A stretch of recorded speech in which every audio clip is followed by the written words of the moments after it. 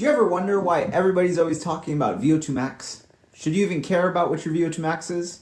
Well, let's talk about it. So, what is VO2 max? VO2 max is the maximum amount of oxygen your body can take in, move through your system, and use during hard exercise.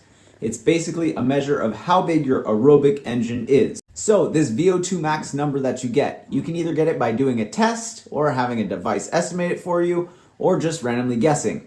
The gold standard is a lab test where you use a metabolic cart, you have a little mask on, you exercise to exhaustion, and the machine directly measures how much oxygen you're using. This is always the most accurate way to measure it. But then we have stuff like field tests, a 12-minute run, a beep test, a cycling ramp test. These are all estimates of VO2 max based on your performance. They're fairly accurate if you do them properly. Now, lower down the list, we have your watches and fitness trackers. These estimate your VO2 max by using a combination of heart rate, pace, and power.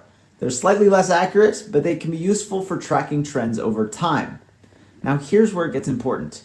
VO2 max does matter. It sets the upper ceiling for aerobic performance, but it's absolutely not the whole story. About 40 to 50% of your VO2 max is actually influenced heavily by genetics. The rest, however, can improve with training, especially structured endurance and high intensity work. But I want you to remember that your performance does not rely 100% on your VO2 max number. It doesn't tell you how efficient you are, how long you can hold a hard effort, what your fueling plan should look like, your tactics in a race. Two athletes can have the same VO2 max and perform very differently. So let's talk about what kind of testing is actually useful. Well, the most useful test you can do is one that's consistent, repeatable, and specific to your sport. If you're a runner, a well-structured run test will be a lot more useful than a cycling test.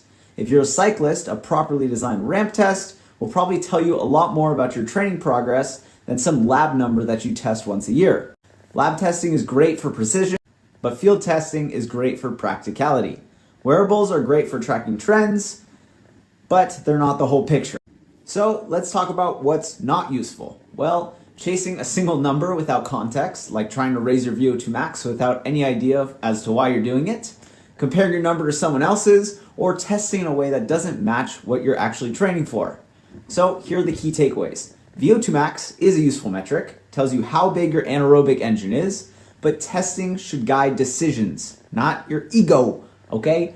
If your testing helps you track progress and adjust training, it's doing its job. If you're just chasing a number to chase a number, I don't think you're gonna get very far.